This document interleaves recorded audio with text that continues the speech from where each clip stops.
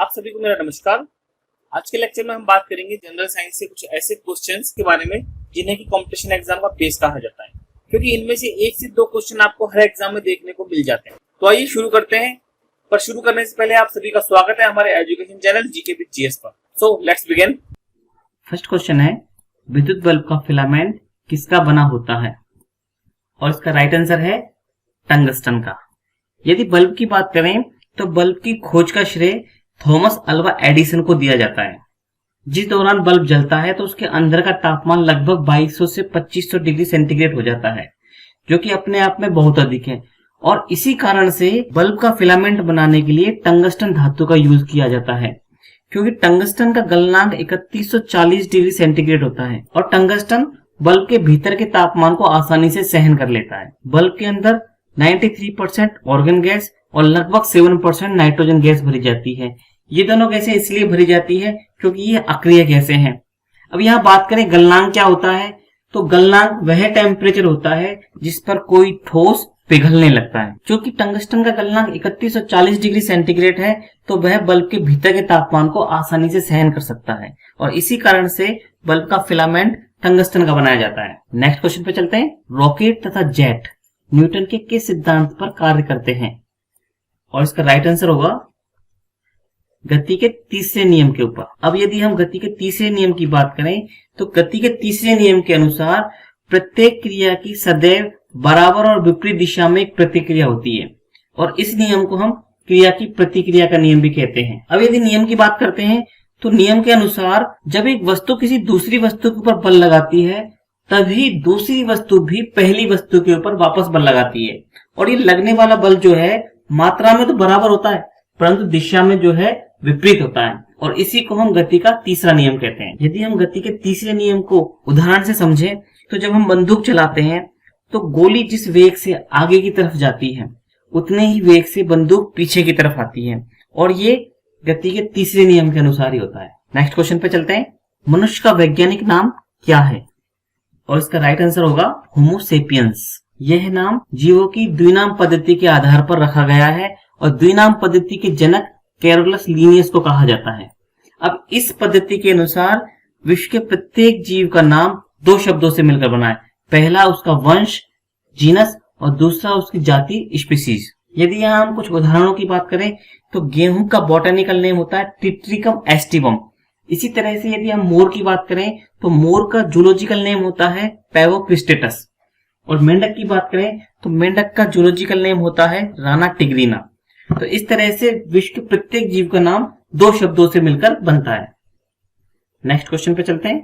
किस दर्पण का प्रयोग गाड़ियों में पीछे देखने के लिए किया जाता है? और इसका राइट आंसर होगा उत्तल दर्पण का। अब यदि उत्तल दर्पण की बात करें तो उत्तल दर्पण वह दर्पण होता है जिसकी परावर्तक सतह बाहर की तरफ उभरी रहती है, उसे ही हम उत्तल दर्पण कहते हैं। अगर हम एग्जाम्पल देखना चाहें तो हम टी स्पून को ले सकते हैं कि चम्मच का जो नीचे वाला हिस्सा होता है जो कि बाहर की तरफ निकला रहता है वह एक उत्तल दर्पण की तरह काम करता है। अब उत्तल दर्पण के उपयोग क्या है, तो टेलीस्कोप में और स्ट्रीट लाइट में रिफ्लेक्टर के रूप में उत्तल दर्पण का उपयोग किया जाता है। इंपॉर्टेंट क्वेश्चन है, याद रखिएगा। नेक्स्ट क्वेश्चन है, यूरिया में नाइट्रोजन कितने प्रतिशत पाया जाता है? और इसका राइट आंसर होगा 46%। अब यदि यूरिया की बात करें तो यूरिया को कार्बामाइड के नाम से भी जाना जाता है और इसका रासायनिक सूत्र होता है NH2CONH2। याद रखिएगा NH2CONH2। अब यूरिया के बारे में खास बात यह है कि प्रयोगशाला में कृत्रिम विधि से बनाया जाने वाला पहला कृत्रिम यौगिक यूरिया ही है और यूरिया को बनाने का श्रेय दिया जाता है जर्मन वैज्ञानिक वोहलर को। तो वोहलर ने ही सबसे पहले प्रयोगशाला में कृत्रिम विधि से यूरिया को बनाया था। बहुत ही इंपॉर्टेंट क्वेश्चन है। नेक्स्ट क्वेश्चन है, कोशिका की खोज किसने की थी? और इसका राइट आंसर होगा रॉबर्ट हुक ने 1665 में। रॉबर्ट हुक ने अपने ही बनाए माइक्रोस्कोप से एक कॉर्क के टुकड़े को देखा तो उसने वहां पर मधुमक्खी के छत्ते के समान छोटे छोटे खाने देखे और उसने उन्हें सेल नाम दिया था। हालांकि यह कोशिका एक मृत कोशिका थी परंतु बाद में ल्यूवेनहॉक ने जीवित कोशिका की खोज की तो ल्यूवेनहॉक को जीवित कोशिका की खोज का श्रेय दिया जाता है। नेक्स्ट क्वेश्चन है, सापेक्षता का सिद्धांत किसने दिया था? और इसका राइट आंसर है आइंस्टीन ने। यदि हम आइंस्टीन की बात करें तो आइंस्टीन ने द्रव्यमान ऊर्जा समीकरण E=mc² दिया था। साथ ही प्रकाश विद्युत उत्सर्जन की खोज के लिए इन्हें नोबेल पुरस्कार भी दिया गया था। याद रखिएगा, बहुत ही ज्यादा इंपॉर्टेंट क्वेश्चन है ये। नेक्स्ट क्वेश्चन है, रक्तदाब को किस यंत्र की सहायता से नापा जाता है? और इसका राइट आंसर होगा स्फिग्नोमैनोमीटर के द्वारा। अब सबसे पहले बात करें तो स्फिग्नोमैनोमीटर की खोज किसने की थी? तो डॉक्टर रिग्रोसी ने 1796 में स्फिग्नोमैनोमीटर का आविष्कार किया था।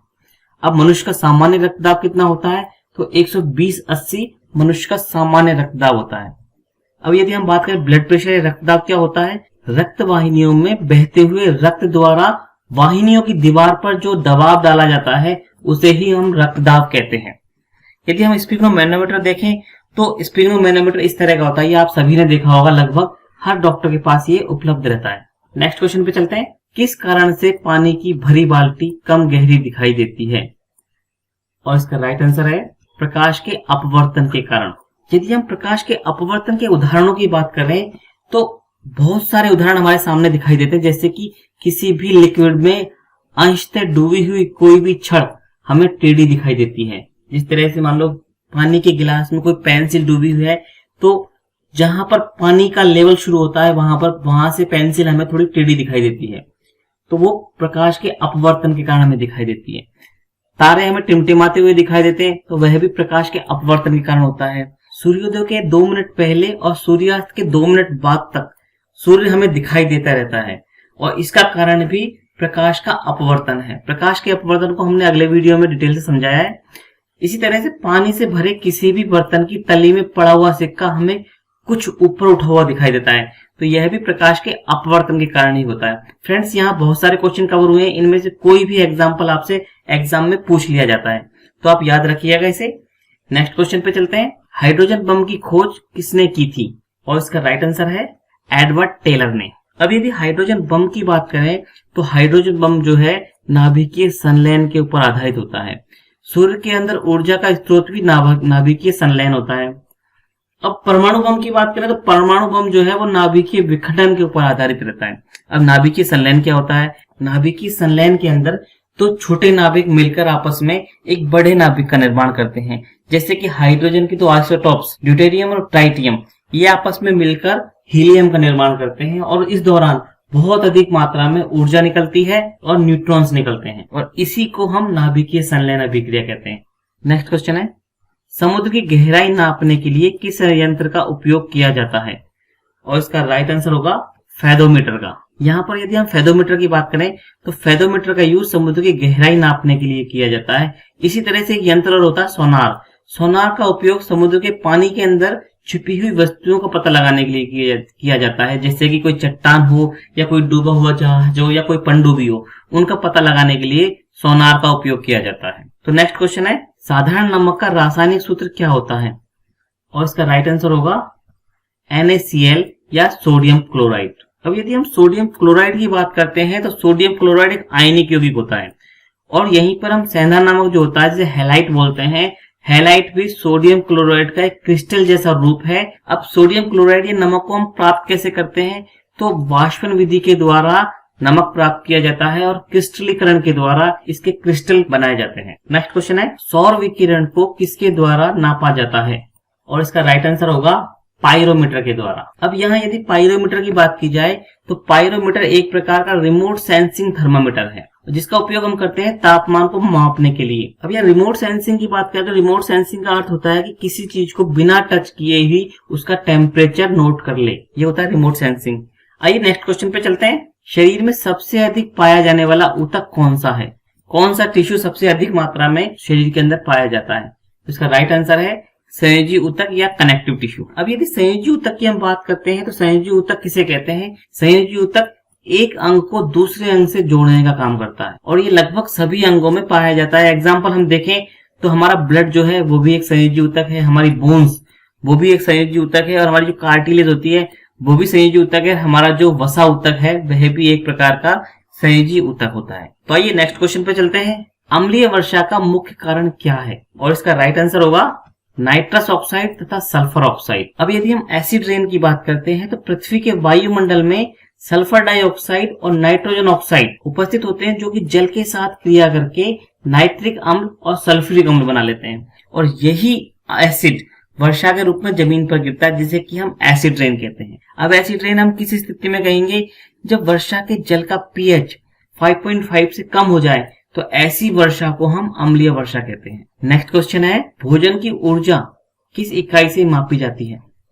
और इसका राइट आंसर होगा कैलोरी से। अब अगर कैलोरी की बात करें तो सबसे पहले प्रोफेसर निकोलस क्लीमेंट ने 1824 में कैलोरी को ऊर्जा के रूप में परिभाषित किया था। अब सामान्य पुरुषों में एक दिन में लगभग 2000 से 2500 कैलोरी की आवश्यकता होती है, और वहीं महिलाओं में सामान्य रूप से एक दिन में 1800 से 2200 कैलोरी की आवश्यकता प्रतिदिन होती है। तो आइए नेक्स्ट क्वेश्चन पे चलते हैं।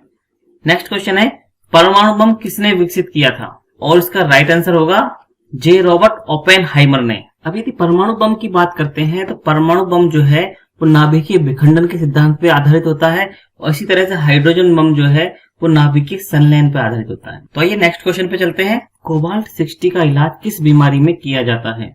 और इसका राइट आंसर होगा कैंसर के इलाज में।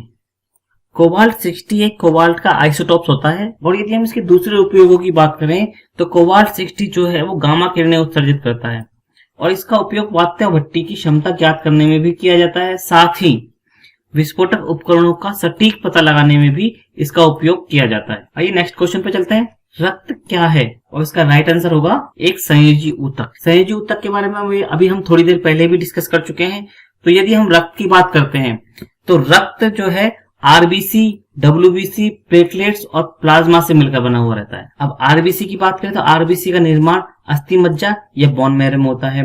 रक्त की मैट्रिक्स जो है वो प्लाज्मा होती है। जो स्टूडेंट्स साइंस बैकग्राउंड से नहीं है उनके लिए शायद मैट्रिक्स वर्ड थोड़ा टफ होगा, तो रक्त के ऊपर हमने एक अलग से वीडियो बनाया, वहां जाकर आप मैट्रिक्स को समझ सकते हैं कि प्लाज्मा किस तरह से रक्त की मैट्रिक्स है।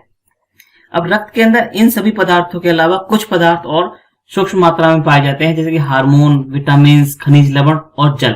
ये सभी पदार्थ मिलकर रक्त का निर्माण करते हैं। तो इंपॉर्टेंट क्वेश्चन है बहुत। तो आइए नेक्स्ट क्वेश्चन पे चलते हैं। लाल रक्त कोशिकाओं को और किस नाम से जाना जाता है? और इसका राइट आंसर होगा एरिथ्रोसाइट के नाम से।